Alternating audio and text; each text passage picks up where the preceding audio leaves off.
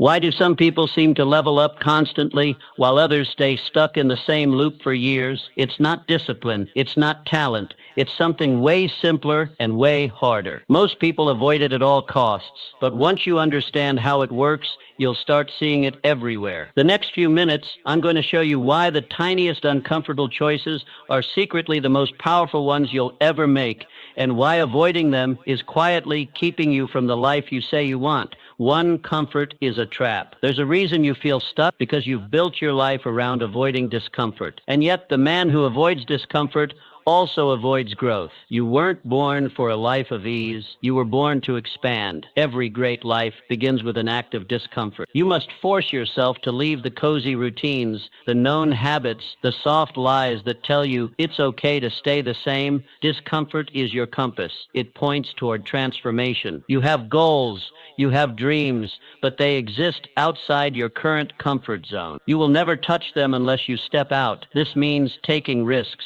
facing fears, doing the thing that terrifies you, because that's where the reward is. You were not designed to sit and watch others rise. You are made of the same material as every great leader, every historical giant, every titan of achievement, but you must choose discomfort. Choose the early morning. Choose the hard conversation. Choose the new skill. Growth is not found where you are. It's found where you resist going. And that's exactly where you must go. The Bible reminds us in Amos 6:1, "Woe to those who are at ease in Zion. Comfort may feel good in the moment, but it lulls you away from your calling." Theodore Roosevelt, the 26th President of the United States, built a life of rugged challenge. Frail as a boy, he forced himself to embrace physical discomfort, boxing, hiking, and riding. To build both body and spirit, his discomfort became the seed of greatness. Let yours do the same. 2. Pain is the gateway to power. If you avoid pain, you also avoid power. That's the secret nobody wants to hear. Pain is not your enemy. It is your instructor, your sculptor, your divine blacksmith. Each time life strikes you, you are being shaped, molded, tempered, and yet we've been conditioned to shrink from the very fire that forges us. We were taught to dodge discomfort, to numb the sting, to mask the wound. But I ask you, what if the pain you dread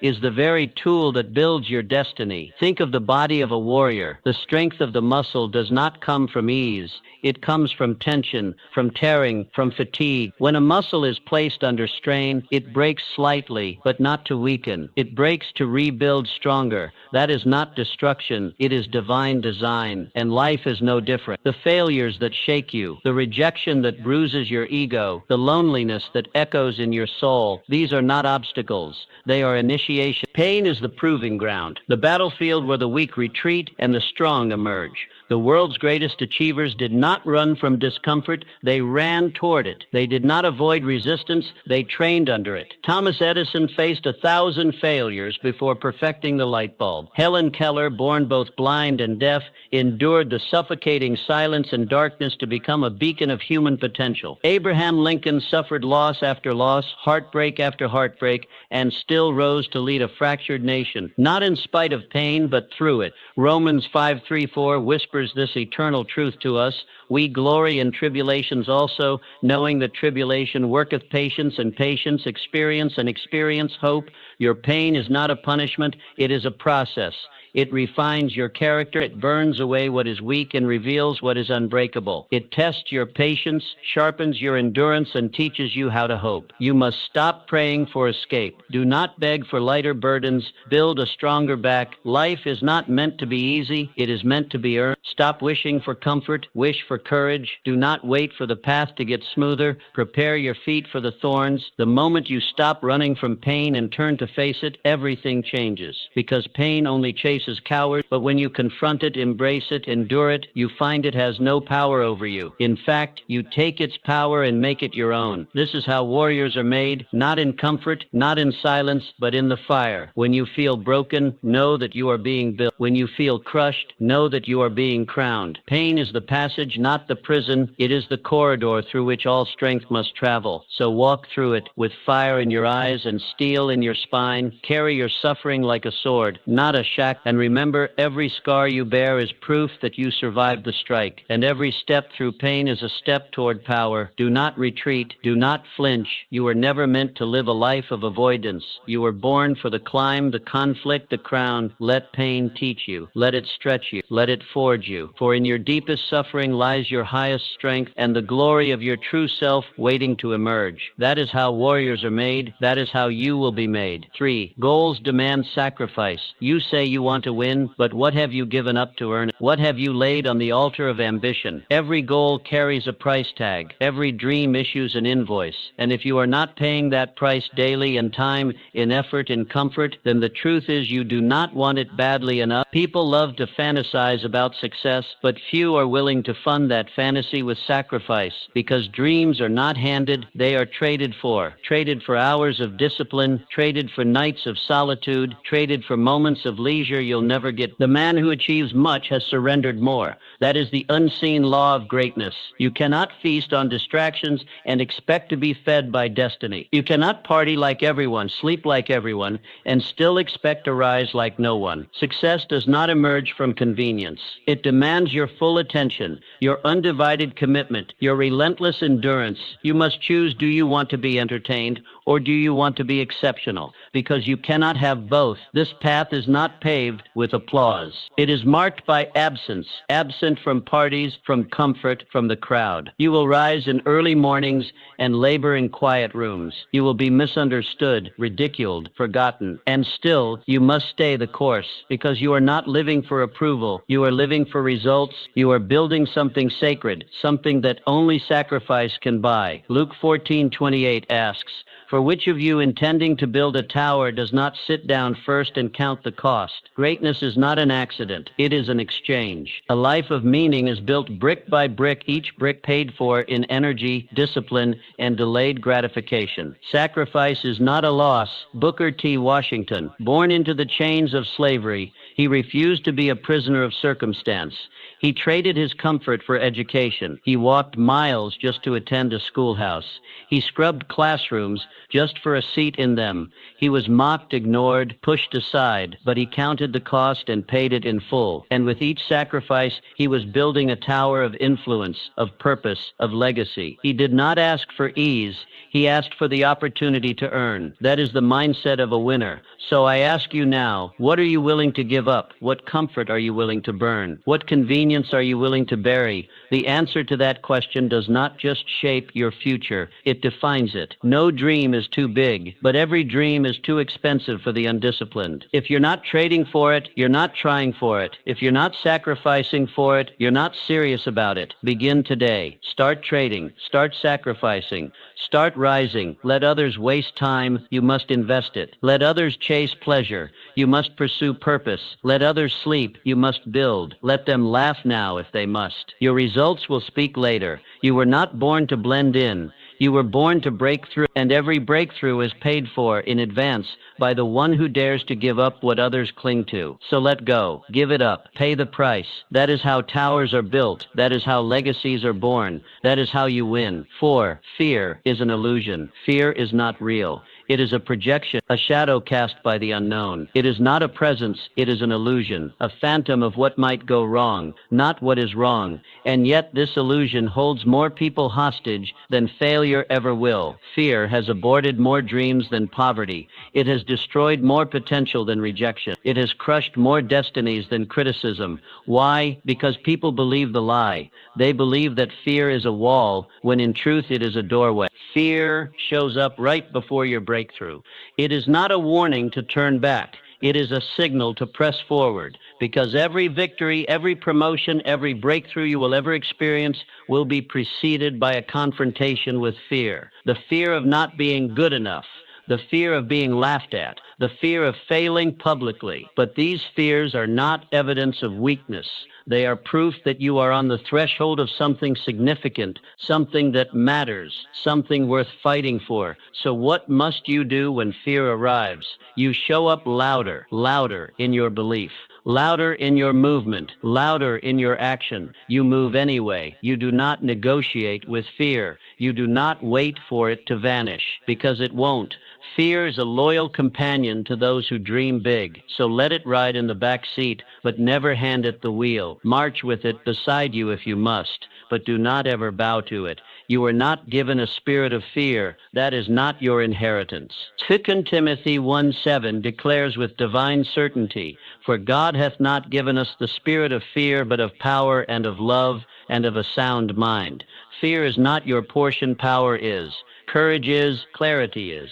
God has already equipped you with everything you need to face the darkness and win. All you must do is trust the power He placed in you. Fear is the enemy of destiny. It doesn't come to wound you, it comes to rob you of progress, rob you of peace, rob you of purpose. If you bow to fear, you lose everything. But if you rise in the face of it, if you defy it, you gain everything. Because courage isn't the absence of fear, courage is movement in the face of it. It is defiance with your feet, rebellion with your actions, resistance with your persistence. Helen Keller was both blind and deaf, two of the most isolating realities any human could endure. Fear would have been natural, acceptable even, but she chose boldness. She chose knowledge. She chose the hard, narrow path of growth. Through faith and determination, she became a world voice for the disabled, a symbol of unbreakable will. She proved once and for all that fear may knock on your door, but it does not have to own the house. Your fear is a compass, not a cage. Let it point you toward the very thing you must conquer. Let it show you where your courage is most required. Do not fight fear with logic. Fight it with faith. Fight it with motion. Fight it with decision. Stand on the edge of the unknown and take the step anyway. That is where champions are born. That is where destinies are made. So the next time fear whispers, "You can't," you roar back, "Watch me," because fear loses to faith every single time. 5. Self-belief is your launch pad. No one will believe in you until you believe in yourself. And that's not arrogance, it's alignment. The first person who must endorse your vision is the one staring back at you in the mirror. Before the world can support you, applaud you, follow you, or fund you, you must decide that you are worthy of that support.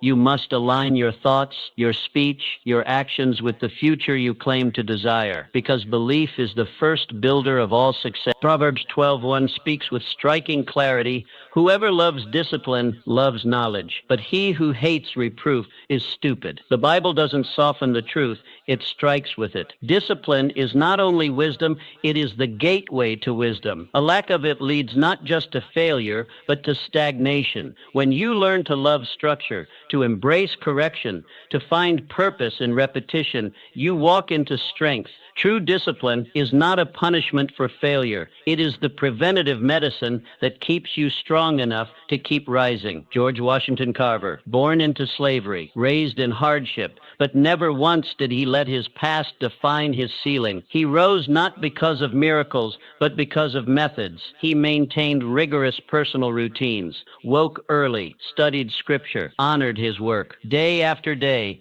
he chose structure over sloth, purpose over pleasure. Through this, he became a world-renowned agricultural scientist. His disciplined life became the soil from which invention, education, and elevation grew. His life was not altered by a moment of brilliance. It was built by the discipline of daily effort. What you need is discipline. You need the commitment to show up, the courage to keep building, the mindset to trust the slow grind of excellence. Discipline doesn't shout, it sustains. It doesn't dazzle, it delivers. And it is this steady, focused fire that builds empires, restores families, writes legacies. Let others chase excitement. Let them live for the weekend. You are here to build a life, and discipline is the tool that makes it possible. Envy is a distraction. Envy is subtle, dangerous, and corrosive. It doesn't shout, it whispers. It doesn't challenge your strength, it drains it. It creeps in silently and convinces you that someone else's success somehow diminishes your worth, that if they're winning, you must be losing, that their spotlight means your shadow. But the truth is, envy is never about them. It's always about you, about the distance between where you are and where you think you should be. It's a symptom of disconnection from your purpose, your path, your power. You must train your mind to celebrate what you once resented.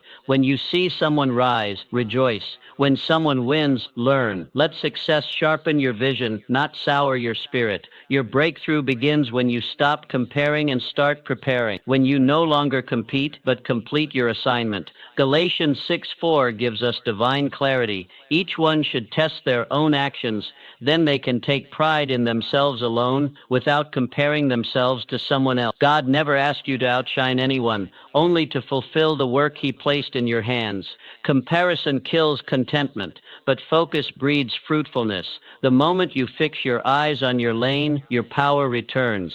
You are not here to mimic, you are here to manifest. Henry Ford didn't waste his energy envying Thomas Edison or Nikola Tesla or the dozens of inventors grabbing headlines. He focused, he simplified. While others obsessed over innovation, he mastered process. His genius wasn't in inventing new ideas, it was in streamlining existing ones. And through that focus, he revolutionized the automobile industry. He didn't win by running in someone else's lane, he won by owning his own. That's the secret. You cannot win in a race you were never called to run, and there is no finish line in someone else's lane. Your timeline is yours. Your gifts are yours. Your journey is sacred and tailor-made. So stop glancing sideways. Every time you do, you lose seconds, steps, and strength. Turn your gaze inward. Work your assignment. Build your vision. Sharpen your tools. Because the moment you stop competing, everything changes. Peace returns. Joy expands. Momentum multiplies. When you no longer crave their life, you unlock the fullness of your own. Envy is a thief dressed in subtlety. Don't let it rob you. Kill it with celebration. Starve it with gratitude. Drown it with focus.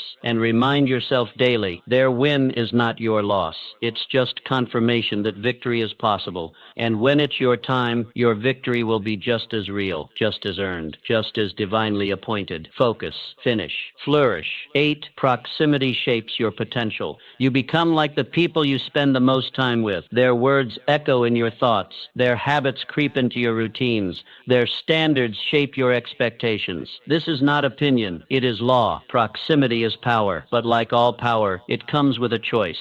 It can either empower you or it can enslave you. If you surround yourself with small thinkers, your dreams will shrink to fit their limitations. If you walk with the defeated, you will speak their language of excuses. But if you walk with the bold, your courage will ignite. If you sit among the disciplined, your own consistency will sharpen. You do not rise in isolation, and you do not fall alone. Your circle is a mirror reflecting either your potential or your patterns.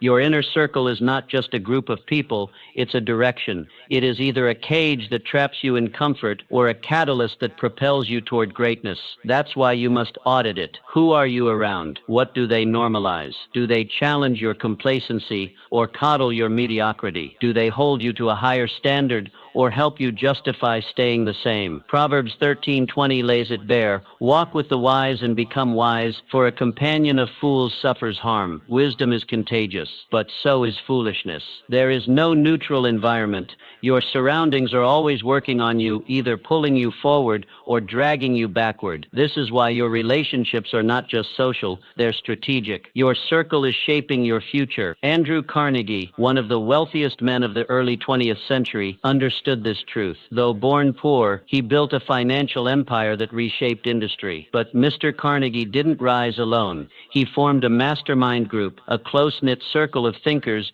builders, and visionaries, men who challenged his ideas, sharpened his plans, and expanded his horizon. He credited much of his fortune to the collective mind of that circle. His wealth was a byproduct of proximity, not just to people, but to purpose. So look around. Who are you sharing space with? Who are you giving access to your mind, your time, your energy? Are they fueling your faith or feeding your fear? Are they sharpening your edge or dulling your ambition? Your environment is either incubating your greatness or suffocating it. If you want to grow, get around growers. If you want to rise, sit with risers. If you want to lead, walk with leaders. Iron sharpens iron, not wood, not water, not comfort. So find the iron in your life. Seek those who make you uncomfortable in the best way, who don't let you settle, who call you higher, who won't applaud your stagnation. You don't need more time, you need better alignment. Your destiny is not locked in the future. It's hidden in your friendships. Choose them with sacred intention. Protect your proximity like treasure, because in the end, you don't just reflect your circle, you become it. And if you want to change your life, start by changing your company. The future you seek is already walking. Find it and walk with it. Not consistency beats talent. Raw talent is common. Every street, every school, every corner of the world has someone gifted. But talent alone is not the separator. The rarest and most valuable currency in the world is consistency. Everyone wants to be excellent, but few are willing to be consistent. Talent gives you moments. Consistency gives you mastery. You don't build a legacy in a single day. You build it brick by brick, action by action, day after day. It's not what you do once in a while that defines you. It's what you do daily. The repetition, the routine, the rituals that no one applauds but everyone eventually notices. Excellence is not the product of random bursts. It is the outcome of sustained effort. The grind is unglamorous. The work is often unnoticed. The results may be delayed, but over time, consistency compounds. One page written, one call made, one rep finished, one truth spoken. These small efforts repeated endlessly become the foundation of greatness. 1 Corinthians 15:58 says, "Be steadfast, unmovable, always abounding in the work of the Lord, knowing that your labor is not in vain." That verse is not just spiritual encouragement, it is life instruction. Your labor done faithfully is never wasted, even if no one sees it, even if it bears no immediate fruit. Every consistent act is a seed, and in time it must yield. Wilbur and Orville Wright, they weren't the most brilliant scientists. They weren't backed by unlimited resources. They weren't favored by perfect conditions, but they showed up again and again. Repeated crashes, tireless revisions, endless trial and errors. While others waited for better technology, for more certainty, the Wright brothers kept testing, kept building, kept failing forward. Their genius wasn't in brilliance, it was in persistence. And eventually the sky opened. Flight became real. History was changed. That is the power of consistency. You don't need the perfect plan. You need the perfect habit. You don't need to do everything at once. You need to do something every day. The man who keeps going long after it's boring is the man who wins. Because while others grow tired, he grows trained. While others seek motivation, he trusts momentum. Your dream is not asking for intensity. It's asking for reliability. Can you show up when no one claps? Can you repeat the action when the emotion fades? Can you still write when inspiration sleeps? That's where greatness is forged, not in lightning strikes, but in steady rain. So make your consistency your weapon. Build rituals that reinforce your purpose. Make excellence a system, not a mood. Let your discipline outlast your doubt, because the results you desire don't come from what you want to do. They come from what you're willing to repeat. Flight is not a gift. It's the reward of refusal to quit. So stay on the field. Trust the work. Repeat the step. And over time, watch your consistency become legacy. 10. Your destiny is waiting. Your life is not an accident. You are not here by chance or coincidence. You were born with purpose, wrapped in potential, and sent to this generation with divine intention. There is a reason you breathe today, a reason your heart beats through pain, through confusion, through every ordinary moment. But understand this, destiny does not chase. Destiny waits. It waits for your decision. It waits for your courage. It waits for your yes. Every excuse you make, every delay you tolerate, every moment you shrink back from purpose is another day lost. Your potential is not a guarantee. It is an invitation to rise, to build, to answer the silent call inside your spirit that says, there is more. Your gifts were not given to be buried beneath fear, distraction, or doubt. They were given to build something eternal, to plant seeds in the ground of this world that only you were designed to sow. The door of destiny does not open with casual interest. It opens to the man who knocks with fire in his chest, with unwavering intention, with the willingness to walk into discomfort, challenge, and uncertainty, because he knows the cost of disobedience is greater than the cost of difficulty. There is no shortcut to destiny. There is only a decision to step into it. Jeremiah 29:11 declares, "For I know the plans I have for you, plans to prosper you and not to harm you, plans to give you hope and a future." This is divine truth. God has a plan for your life, but He will not force you to walk it. He will invite you, but the steps must be yours. The journey must be yours. Heaven provides the blueprint, but you must build the life. Look at Florence Nightingale, born into wealth, surrounded by privilege, expected to marry, to host, to entertain. But she refused because she heard a calling deeper than comfort, a voice louder than tradition. She left the ballroom for the battlefield. She walked into war zones, not for glory but for healing, not because it was easy, but because it was hers. Her path was carved not by circumstance, but by choice. She redefined medicine and reshaped history. Her destiny was not revealed in ease, it was revealed in obedience. You have a Nightingale moment too, a sacred assignment, a unique calling, a path only you can walk. It may not look grand, it may not look impressive, but it will be yours. It will whisper to you in quiet moments. It will tug at you when you try to ignore it. And one day, it will demand an answer. The question is not if you were made for more. The question is, will you rise to meet it? Do not let destiny wait in vain. Do not spend your life rehearsing reasons when you were born to release results. Say yes, step forward, decide, because destiny is not random. It is relentless, and it is waiting for you. 11. Chaos reveals character. Everyone looks like a leader in the light. When everything is going according to plan, when applause is abundant and progress is visible, leadership seems easy. But storms don't reveal your potential. They reveal your preparation. When fear rises, when confusion reigns, when the plans collapse and the crowd scatters, that's when your character begins to speak. Chaos strips the mask. It silences the rehearsed speeches and exposes the real voice underneath. It shows who is rooted and who is merely reactive. In the moment of crisis, you discover whether your foundation was built on applause or on conviction. If you panic in chaos, you weren't prepared for purpose.